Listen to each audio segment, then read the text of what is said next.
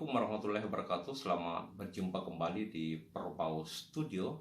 Dan kali ini kami akan mempersembahkan satu materi tentang bahan ajar sejarah Australia, yakni gambaran umum Australia.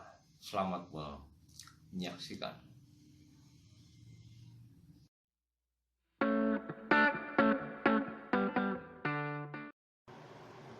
Sebuah perwacana paling wahid dan paling awal yang harus dipahami sebelum membahas lebih lanjut tentang sejarah Australia adalah memiliki pemahaman tentang gambaran umum negeri ini.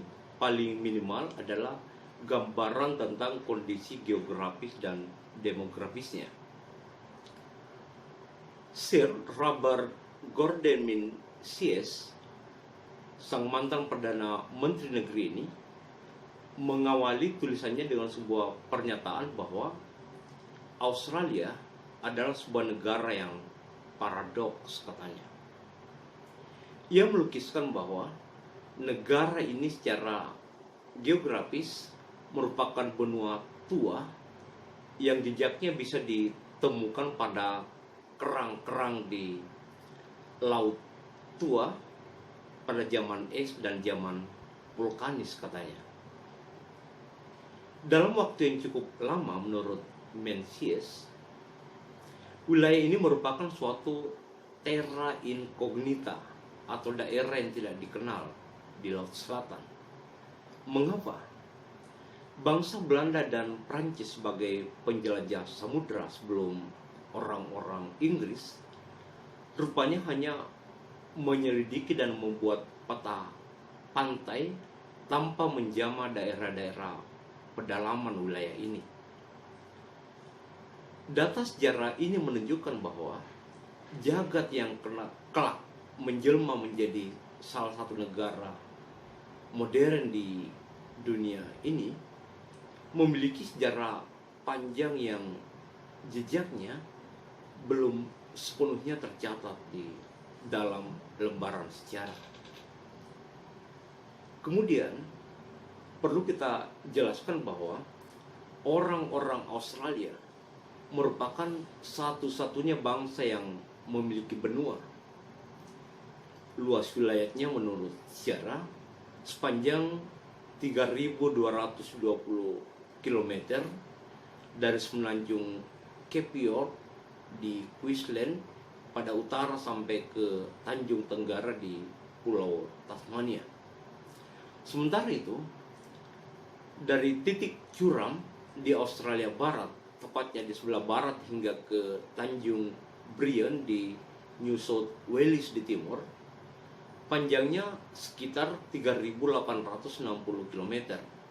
Adapun panjang pantainya lebih dari 36.735 km yang dari segi struktur spasialnya sangat rata karena dihempas oleh laut selama jutaan tahun lamanya. Di bagian selatan pantainya terdapat dua cekung dan di sepanjang pantai timur laut terdapat salah satu keajaiban alam yang sangat mengagumkan, yakni kebun bawah air yang sangat fantastis. Selain itu, Australia juga memiliki penghalang karang besar, yakni suatu bentuk karang terpanjang di dunia yang membentang sepanjang 2010 km. Ia terpisah dari daratan Australia oleh laut dangkal selebar 16 sampai 160 km. Kemudian terletak sebanyak 600 pulau kecil yang tersebar di hamparan laut raksasa menurut Menzies. Kemudian Australia juga merupakan benua yang paling rata di dunia dari segi struktur spasialnya, di mana hampir separuh wilayahnya merupakan plato yang tidak terlalu tinggi dari permukaan laut. Secara geografis terdapat 3 wilayah alam besar yang dimiliki Australia, yakni Pertama adalah busur pembagi besar atau daratan tinggi timur, kemudian daratan rendah tengah, dan plato barat besar. Pembagi atau busur pembagi merupakan jaringan plato, bukit, dan pegunungan rendah yang sejajar dengan pantai timur dan tenggara Australia. Adapun busur pembagi besar meliputi pegunungan biru dan Alpen Australia, sementara di sepanjang pantai di sisi timur dan selatan busur pembagi besar terletak kota-kota besar seperti misalnya Sydney, Melbourne, dan Brisbane, serta berbagai kota besar dan kota kecil lainnya. Sementara itu, di sepanjang barat lereng busur pembagi besar ini juga terletak bulan sabit subur, yakni suatu wilayah yang diairi dengan baik, yang merupakan lahan pertanian dan tempat peternakan biri-biri yang sangat luas. Murray merupakan sungai terbesar di Australia dengan panjang 2.570 km yang membentang sepanjang bagian utama perbatasan antara negara bagian New South Wales dan Victoria sebelum masuk ke laut di Australia Selatan. Adapun daratan rendah tengah banyak terisi atau menghampar padang rumput yang terbaik di negeri ini. Ciri paling aneh, paling unik di wilayah ini adalah cekung artesis yang besar yang luasnya 1.735.300 km bujur sangkar, dan terdapat air hanya ditemukan di dalam tanah. Demikian pula Danau Erie di negara bagian Australia Selatan, yakni di ujung selatan dataran rendah tengah, umumnya merupakan cekung yang kering dan sangat luas. Nah, pertanyaan historis menarik kemudian adalah terkait asal-usul penduduk Australia. Membincang perihal penduduk Australia boleh jadi asosiasi pemikiran kita atau pemikiran orang-orang akan tertuju pada eksistensi masyarakat berkulit putih yang datang dari Eropa. Mengapa? Dinamika masyarakat dan perkembangan sosiokulturalnya merupakan representasi dari kultur bangsa Eropa. Tidak heran jika H.V. Effett dalam sebuah artikelnya yang bertajuk The Sydney Daily Telegraph yang ditulis pada tahun 1943 mengemukakan bahwa Australia merupakan wakil peradaban Inggris di Pasifik Selatan. Mengapa Inggris?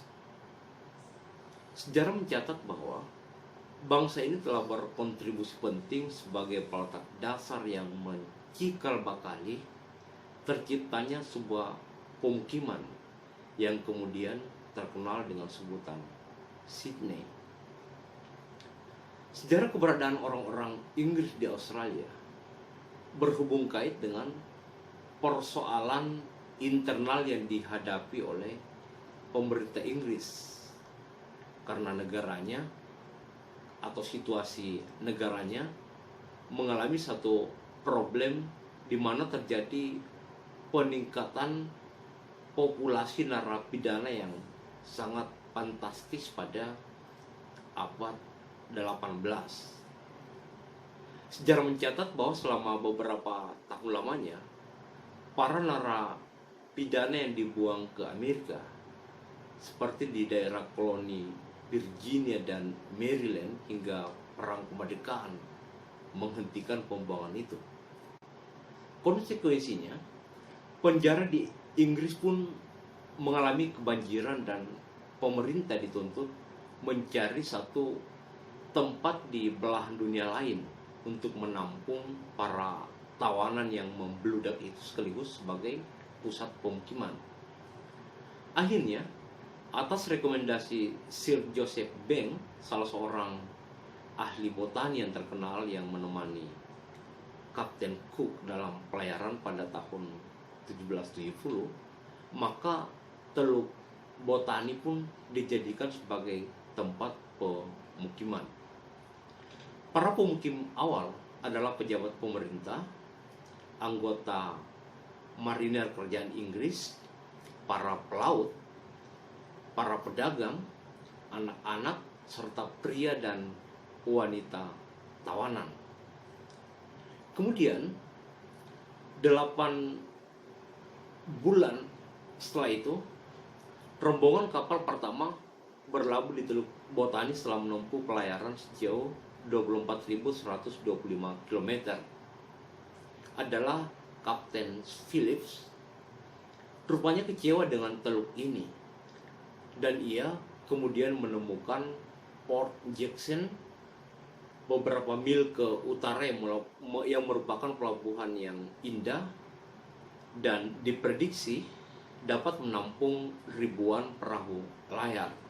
Dengan demikian, pada 26 Januari 1788, pemukiman tetap pun dimulai di salah satu teluk pada Port Jackson yang kemudian dinamai Sydney Cove oleh Kapten Phillips. Nah, tanggal inilah yang kemudian dijadikan sebagai dasar atau pijakan penentuan hari jadi Australia. Catatan sejarah maha penting ini ternyata mampu menyihir memori kolektif sebagian orang hingga lupa bahwa di Australia sesungguhnya terdapat 2 macam lapisan kebudayaan, yakni budaya penduduk asli dan yang kedua budaya yang berasal dari daratan Eropa. Bahkan kenyataan ini atau fakta ini telah menyebabkan orang-orang menafikan bahwa nama Canberra itu sesungguhnya adalah berasal dari bahasa penduduk asli, yakni Nganbirra, yang dalam bahasa Inggris diartikan a meeting place, sebagaimana dicatat oleh Siboro dalam bukunya Sejarah Australia yang ditulis pada tahun 1996. Meskipun demikian, penduduk asli dalam kenyataannya hanya tampil sebagai penonton di antara orang-orang Inggris yang menjadi aktor penggerak kemajuan dan pemegang kendali kekang pembangunan di Australia.